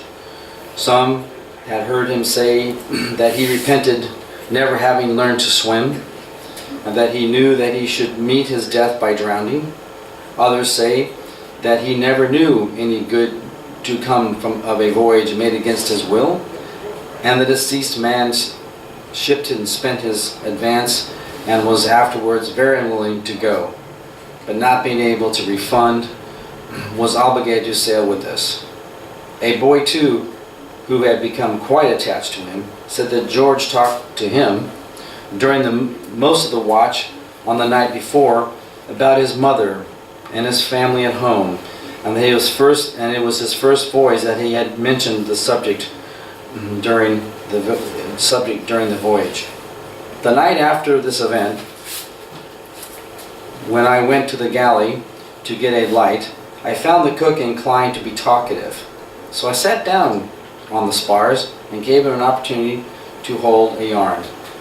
I was the most inclined to do so, and found that he was full of superstitions, once more common among seamen, in which he resent death and had waked up his mind.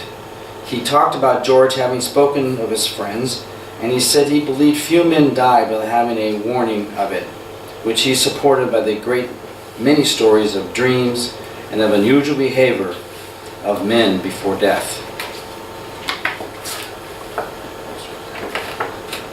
There we go.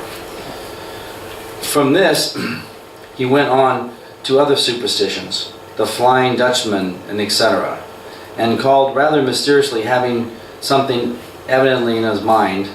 At length, he put his head up on the galley and looked carefully about to see if one was with learning, hearing, and being satisfied on the point. He asked me in a low tone, "I say, you know what countrymen carpenters be?" "Yes," I said, "he is a German." "What kind of German?" said the cook. "He belongs to the Bremen," I said. "Are you sure of that?" he said. I satisfied him at the point of saying that he could speak no language but the German and the English. "I plainly glad of that," said the cook. "I was mighty afraid he was a Finn. I tell you that I say plainly civil to be the man of all the voyage. I asked him for the reason of this, and I found that he was fully possessed with the notion that Finns are wizards, and especially have the power of winds and storms."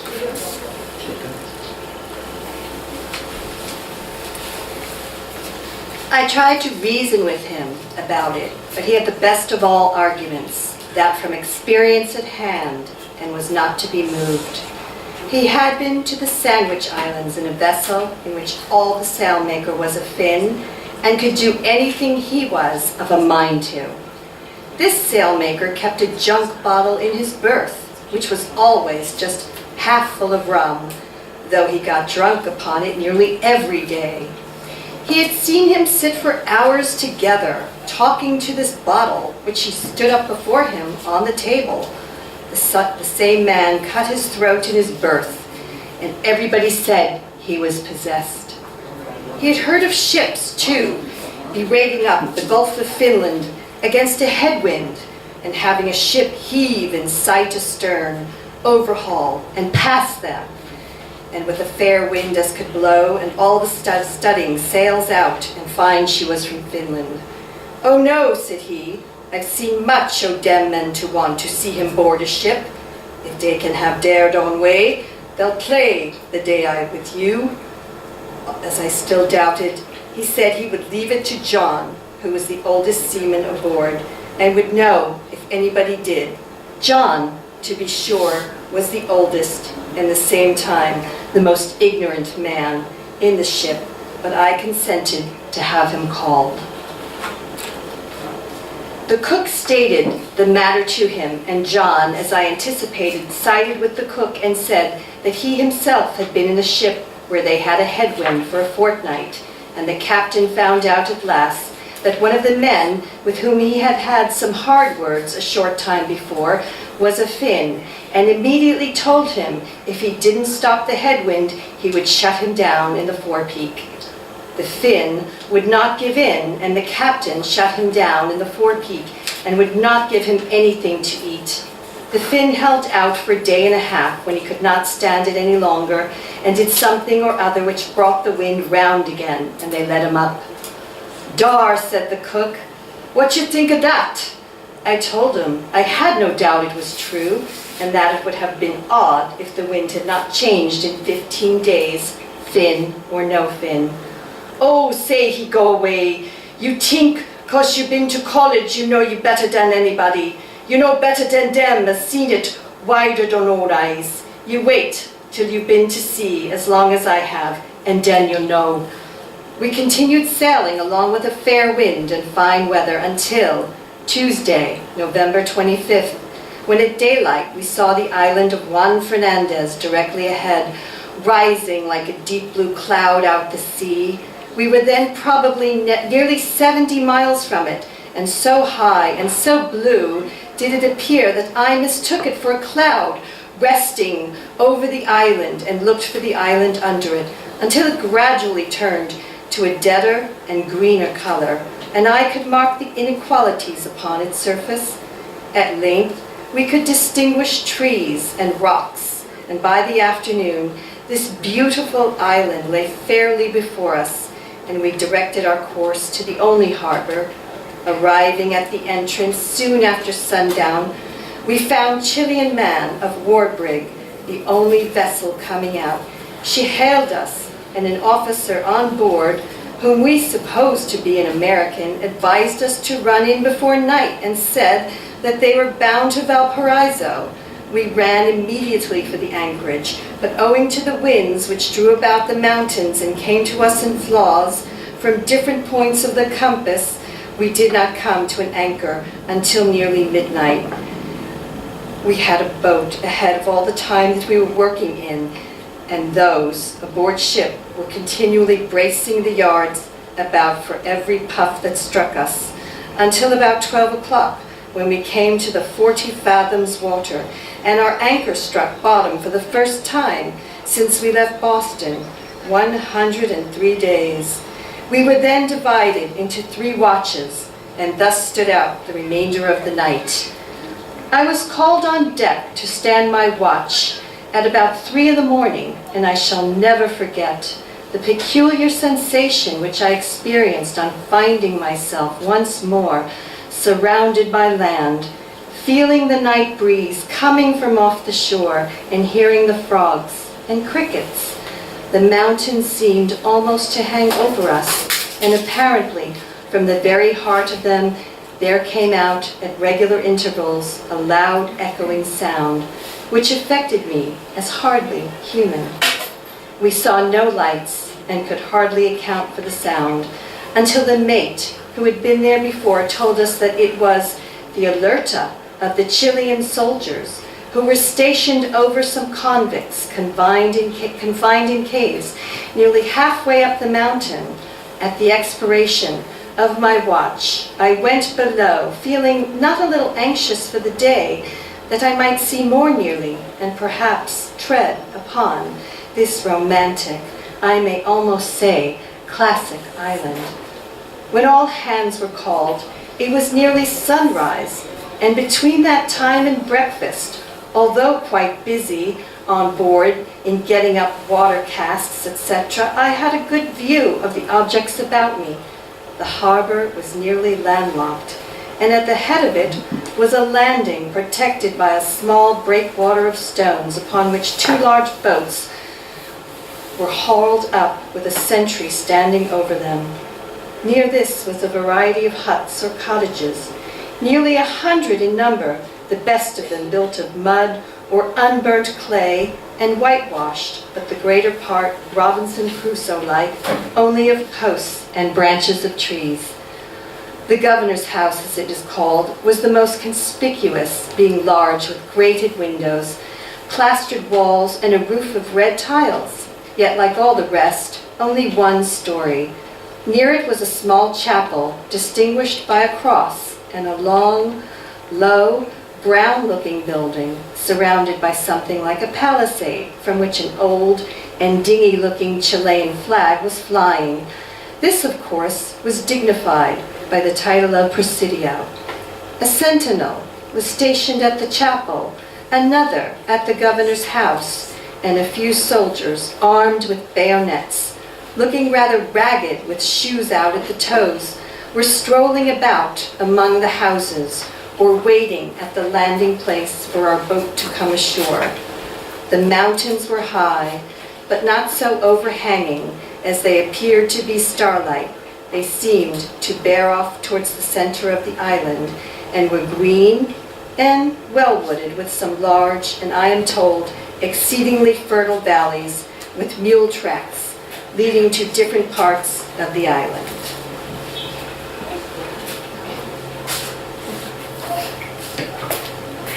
I cannot here forget how Stimson and I got the laugh of the crew upon us by our eagerness to get on shore. The captain, having ordered the quarter boat to be lowered, we both, thinking it was going ashore, sprang down into the forecastle, filled our jacket pockets with tobacco to barter with the people of shore, and when the officer called for 4 hands in the boat, nearly broke our necks in our haste to be first over the side, and have the pleasure of pulling ahead of the brig with a tow line for half an hour, and coming on board again to be laughed at by the crew, who had seen our maneuver. After breakfast, the second mate was ordered ashore with 5 hands to fill the water casks, and to my joy, I was among the number. We pulled ashore with empty casks, and here again Fortune favored me, for the water was too thick and muddy to be put into the casks, and the governor had sent men up to the head of the stream to clear it out for us, which gave us nearly 2 hours of leisure. This leisure we employed by wandering about among the houses and eating a little fruit which was offered to us. Ground apples, melons, grapes, strawberries of an enormous size, and cherries abound here. The latter are said to have been planted by Lord Anson. The soldiers were miserably clad and asked with some interest whether we had shoes to sell on board. I doubt very much if they had the means of buying them. They were very eager to get tobacco, for which they gave shells and fruit and etc. Knives were also in demand, but we were forbidden by the governor to let anyone have them, as he told us that all the people there, except the soldiers and a few officers, were convicts sent from the Valparaiso, and that it was necessary to keep all weapons from their hands. The island, it seems, belongs to Chile, and had been used by the government as a penal colony for nearly 2 years, and the governor, an Englishman who had entered the Chilean Navy with a priest and half-dozen taskmasters and a body of soldiers, were stationed there to keep them in order. This was no easy task, and only a few months before our arrival, a few of them had stolen a boat at night, boarded a brig lying in the harbor, sent the captain and crew ashore in their boat, and gone off to sea. We were informed of this and loaded our arms and kept strict watch on board through the night, and were careful not to let the convicts get our knives from us when on shore. The worst part of the convicts, I found, were locked up under sentry in caves dug into the side of the mountain nearly halfway up, with mule tracks leading to them, whence they were taken by day and set to work under taskmasters upon building an aqueduct, a wharf, and other public works, while the rest lived in houses, which they put up for themselves, had their families with them, and seemed to me to be the laziest people on the face of the earth. They did nothing but take the paseo into the woods, a paseo among the houses, a paseo at the landing place looking at us and our vessel, and too lazy to speak fast, while the others were driven about at a rapid trot in single file with burdens on their shoulders and followed up by their taskmasters with long rods in their hands and broad-brimmed straw hats upon their heads.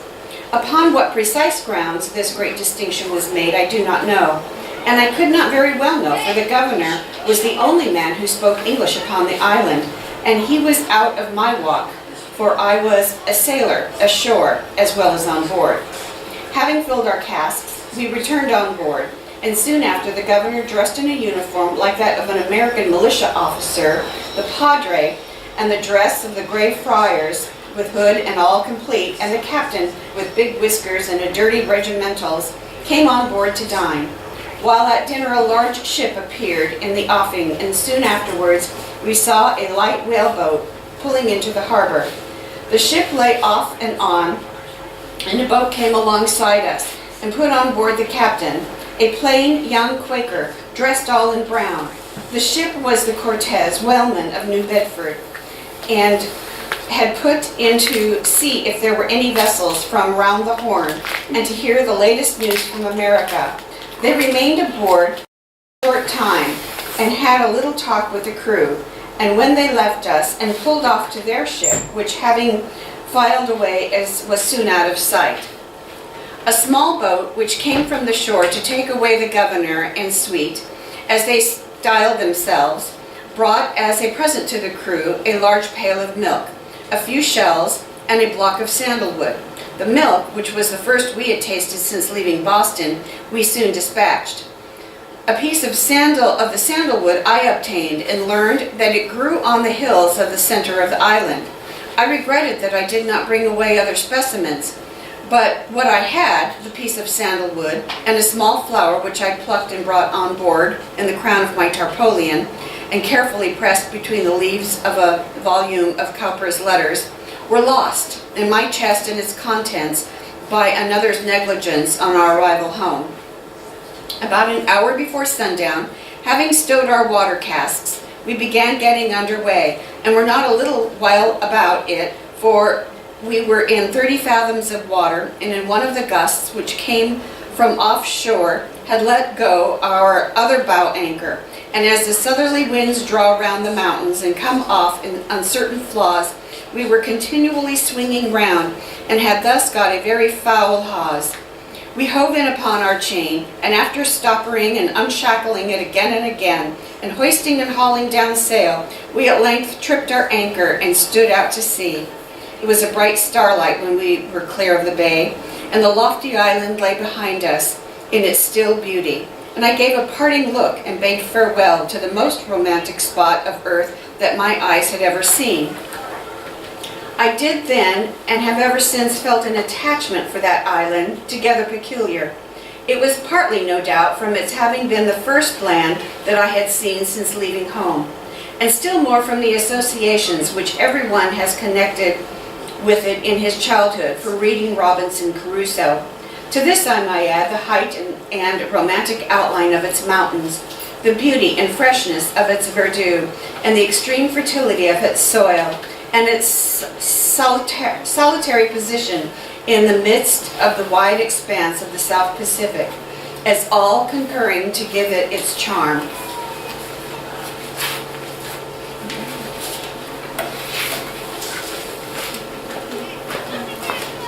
When thoughts of this place have occurred to me at different times, I have endeavored to recall more particulars with regard to it.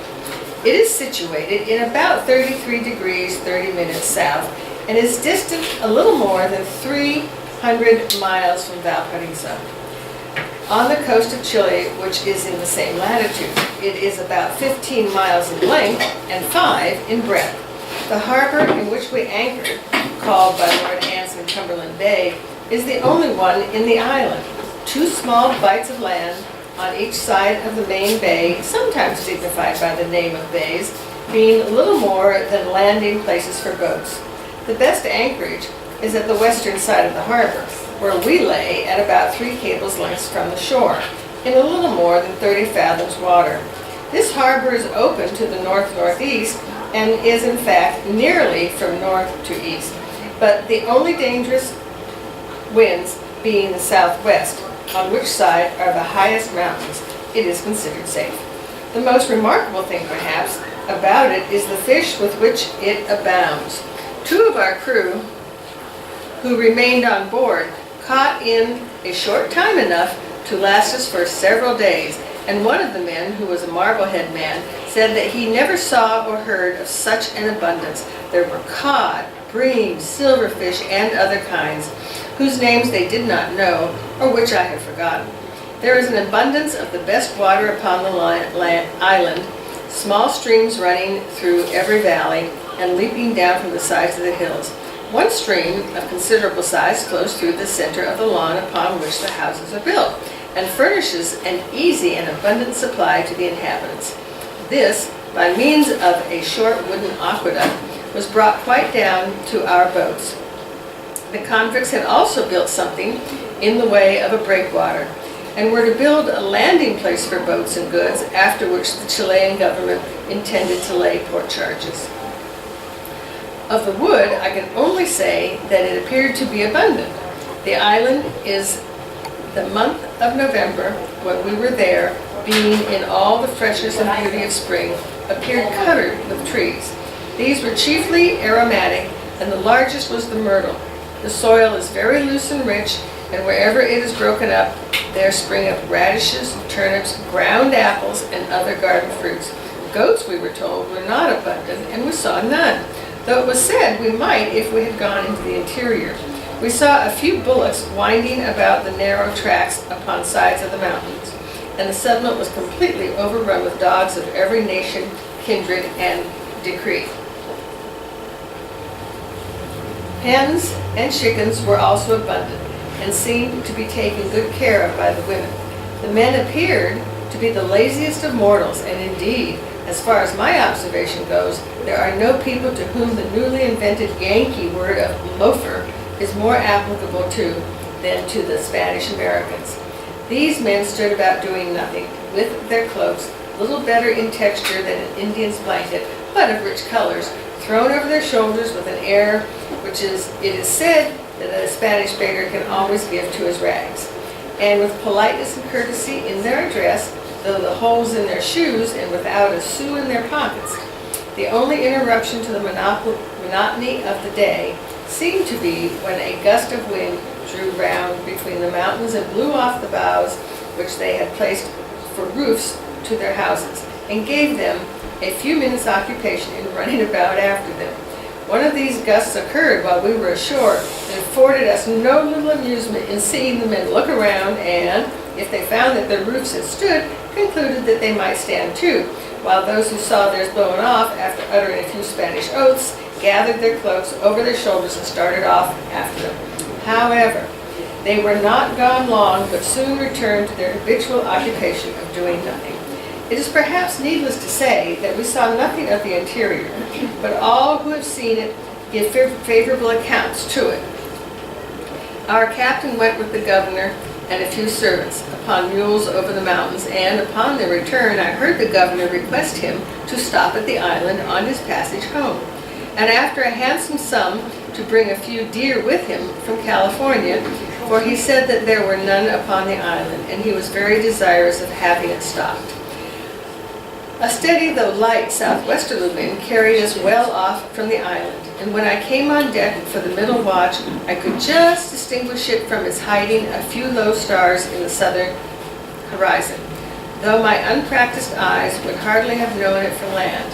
At the close of the watch, a few trade wind clouds which had arisen, though we were hardly yet in their latitude, shut it out from our view, and the next day, Thursday, November 27th, upon coming on deck in the morning, we were again upon the wide Pacific, and saw no more land until we arrived upon the western coast of the great continent of America. As we saw neither land nor sail from the time of having Juan Fernandez and of leaving Juan Fernandez until our arrival in California, nothing of interest occurred except our own doings on board. We caught the 3 southeast trades and ran before them for nearly 3 weeks without so much as altering a sail or bracing a yard. The captain took advantage of this fine weather to get the vessel in order for coming upon the coast. The carpenter was employed in fitting up a part of the steerage into a trade room for our cargo. We now learned was not to be landed, but to be sold by retail on board, and this trade room was built for the samples and the lighter goods to be kept in, and as a place for the general business. In the meantime, we were employed in working upon the rigging. Everything was set up taut. The lower rigging rattled down, or rather rattled up, according to the modern fashion. An abundance of spun yarn and sizing stuff made, and finally the whole standing rigging fore and aft was tarred down. It was my first essay at the latter business, and I had enough of it, for nearly all of it came upon my friend Stimson and myself.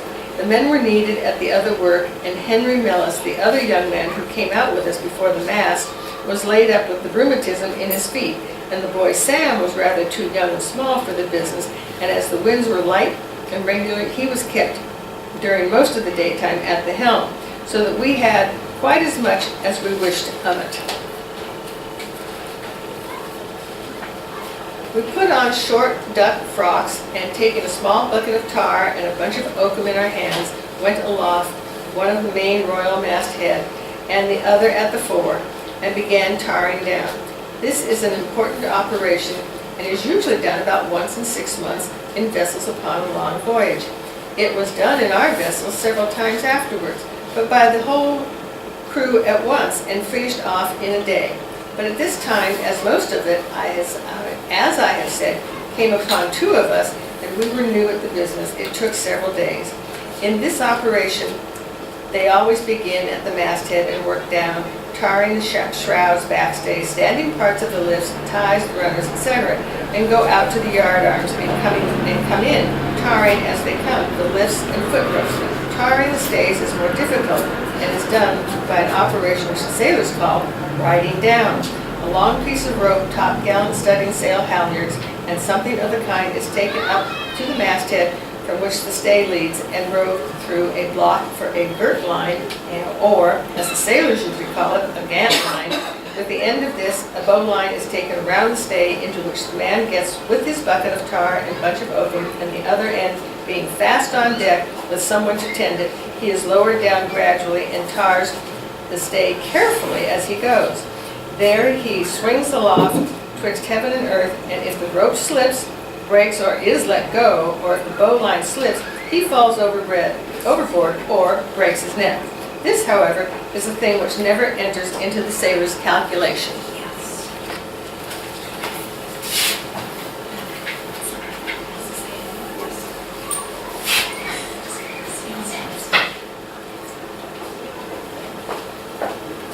Same, every time.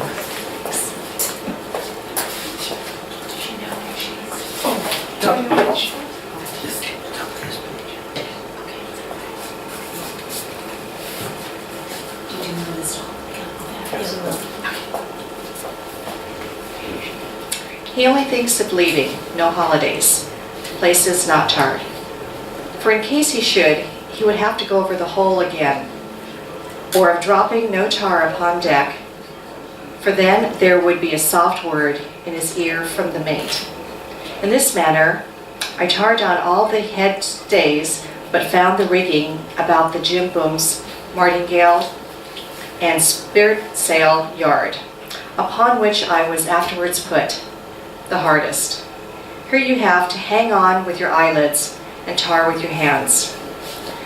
The dirty work could not last forever, and on Saturday night we finished it, scraped all the spots from the deck and rails, and from what was of more importance to us, cleaned ourselves thoroughly, rolled up our tarry frocks and trousers, and laid them away for the next occasion, and put on our clean deck clothes, and had a good comfortable sailor's Saturday night.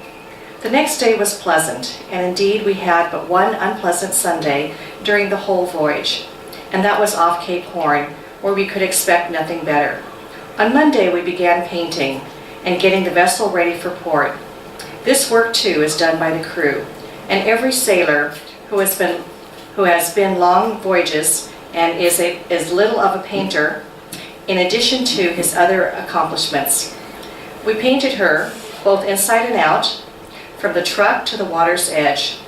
The outside is painted by lowering stages over the side by ropes, and on those we sat, with our brushes and paint pots by us, and our feet half the time in the water.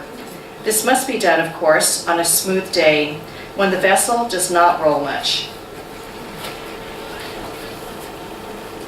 I remember well being over the side painting in this way, one fine afternoon, our vessel going quietly along at the rate of 4 or 5 knots, and a pilot fish, the sure precursor of a shark, swimming alongside us. The captain was leaning over the rail watching him, and we went quietly on with our work, in the midst of our painting, on. Friday, December 19th, we crossed the equator for the second time. I have a sense of incongruity, which all have when, and for the first time, they find themselves living under an entire change of seasons, as crossing the line under a burning sun in the midst of December. Thursday, December 25th. This day was Christmas, but it brought us no holiday.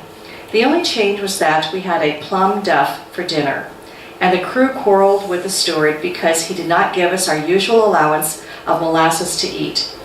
He thought the plums would be a substitute for the molasses, but we were not to be cheated out of our rights in that way. Such are the trifles which produce quarrels on shipboard. In fact, we had been too long from port. We were getting tired of one another, and were in an irritable state, both forward and aft. Our fresh provisions were of course gone, and the captain had stopped our rice, so that we had nothing but salt, beef, and pork throughout the week, with the exception of a very small duff on Sunday. This added to the discontent and many little things, daily and almost hourly occurring, which no one who has not himself been on a long and tedious voyage can conceive of or properly appreciate. Little wars and rumors of wars. reports of things said in the cabin, misunderstanding of words and looks, apparent abuses, brought us into a condition which everything seemed to go wrong.